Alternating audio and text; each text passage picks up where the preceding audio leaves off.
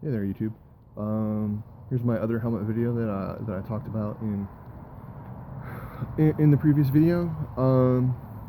This helmet I bought from Cult of Athena, on sale. It's going to be a discontinued item by the manufacturer. I think it's a Depeeka. Once again, out of India, like most stuff, most inexpensive arms and armor these days, for at least the costume level. So this helmet, and let's switch to the view, and I'll talk about it. So this is the helmet. According to Cult of Athena's website, this is the Polish Trooper's helmet. We're talking date-wise, so this would have been from the height of the, not necessarily the height, but during the Polish-Lithuanian Commonwealth. Better known as was the Respolicja. And for my Polish friends out there, I'm sorry that I'm butchering your language. I don't speak Polish. But this would be a Hussar's helmet, or at least in the style that the Hussars and probably the Dragoons, and maybe even possibly the Panzerni would have worn. This is definitely a they call it a trooper's helmet because it's of a lower end style helmet. Not a lot of embellishment. Hussars, just like a lot of people, a lot of troop types at the end of the Renaissance, beginning of the Baroque period, really went in for decoration on their armor. So now the other thing is, I think, and if I was going to call it something, like if I was looking straight at it, yeah, okay, I might go that it's a Hussar's helmet, but given the shape of the dome, here, if you look at it, where it is very round, right, and baseball-y, pretty heavy, it is got a considerable amount of metal in there. I'd almost call it a helmet from same time period, but another place, and it'd still be a trooper's helmet. But I would say that it was an English Civil War trooper's helmet. That characteristic, very domey, bally helmet portion kind of gave him around, especially the parliamentarians side fighting under Cromwell. His cavalry was the Roundheads, partly because of the distinctive shape of their helmets, which this is very round and bowly, and kind of fits in more of the munitions grade helmet that they would have been issued. But on the other hand, there were in the Polish royal forces troops that were issued armor and things like that, and that's why I was saying probably Dragoons. This is more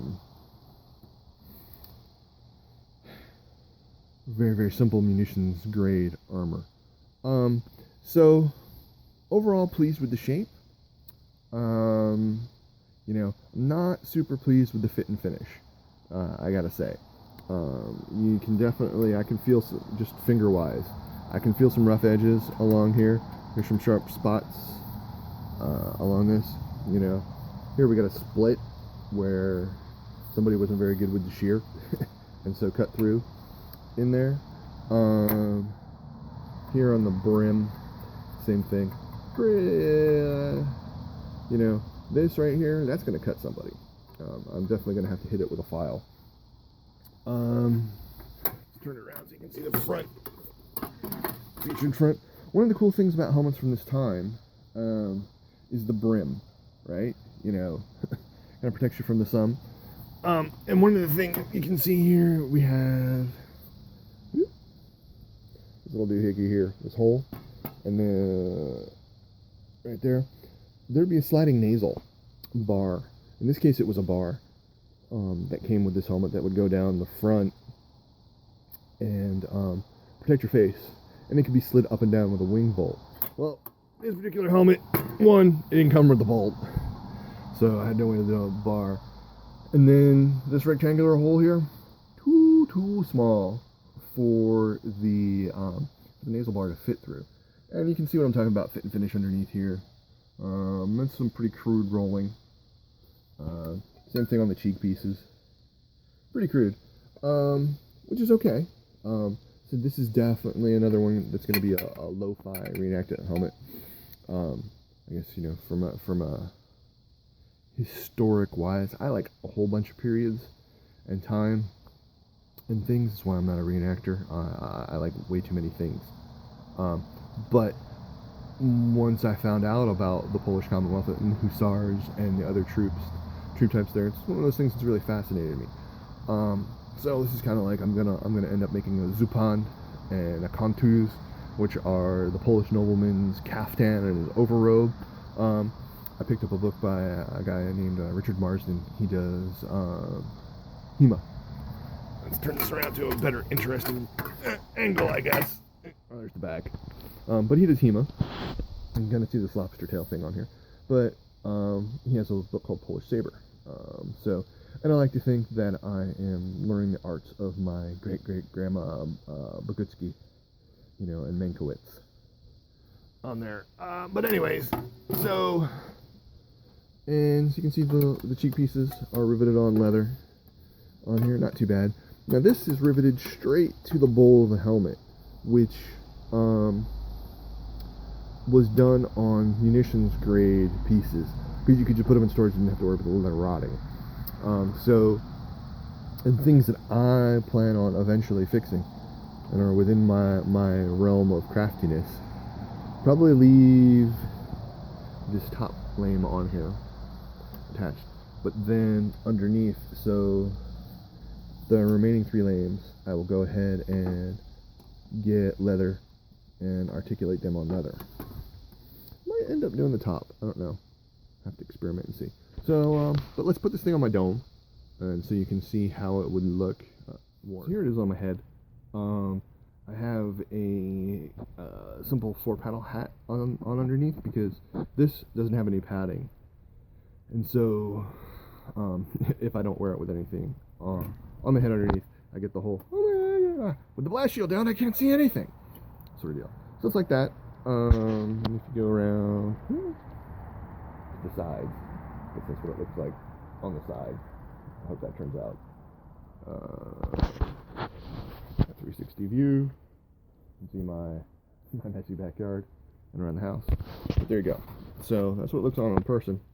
And so like the nasal bar would come down and every nice. One of the things that's kind of characteristic of the Hussar style helmet, in that the term in Germany was Zishaga, and Zisak or Sisak in Polish, Russian, and Turkish too. It was a Turkish style helmet. Hungarians, Eastern European style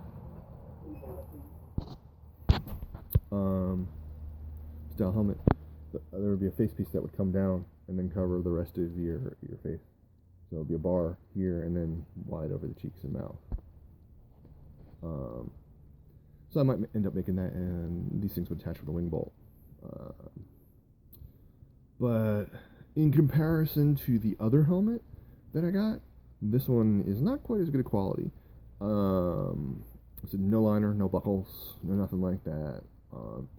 However, I did find, and I'll insert the picture into the video, I did find a cool thing regarding how they were padded out. There's been a couple of extant helmets of these that were found with padding in them, because these kind of went out of fashion mid to late 1600s, depending on where you're at. And many of them were then just put into armories. And if the helmet itself was pretty enough, or attributed to being worn by a famous person, the helmet would be kept as is and intact. And so there's a couple of these helmets that have padding and things like that in them, and straps and stuff. So that's another project to end up making a full set of gear helmet. I'll end up making a gorget and probably some spalders and bazubans and a whole bunch of stuff. Polish stuff is just like ridiculously cool to me. It's It's one of those things where they sort of incorporated broadly into their national myth that they were these originally horsemen from the steppes. So they adopted other Slavic stuff, Turkish, Hungarian, and things like that, and just had this wonderful culture that's called the Sarmatian Baroque, and it's awesome. And if you want to see a really good illustration of what can be done, go to a website called I'll link to it below, called Polish Hussar Supply Plus. The guy there, Eric, does awesome, beautiful work. Well worth. If you're a serious fan of the Polish Baroque, it's well worth a look.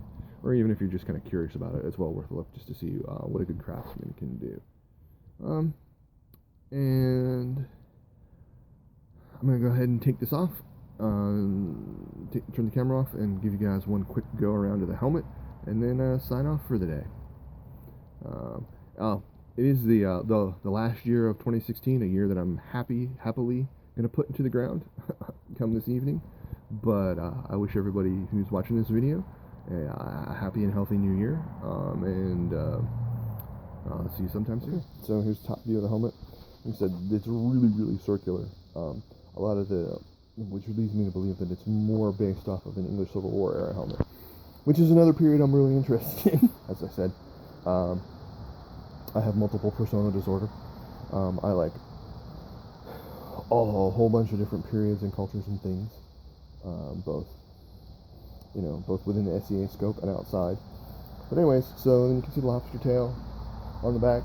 Now this sticks out and doesn't flex down, which isn't necessarily a bad thing, because if you were on foot and say fighting in against horseback, this is always going to stick out and be protecting from downward blows. And the same thing if you're wearing as a pikeman and you're going to push a pike, a lot of the blows are going to be coming from overhead as opposed to from underneath. And you got your flappy cheek pieces, which I'll probably decorate with some brass on here and some punch work. And over there you can see my dog. And alright, so once again, Happy New Year, everybody. And I think I have one more helmet video that I'll do sometime in the future for another helmet that I did, that I got off of eBay just before Christmas. But it's a completely ahistorical helmet that I got because it was something that's kind of like a childhood. I wanted it as a kid and had never been able to find it since then. Anyways, so Happy New Year, y'all.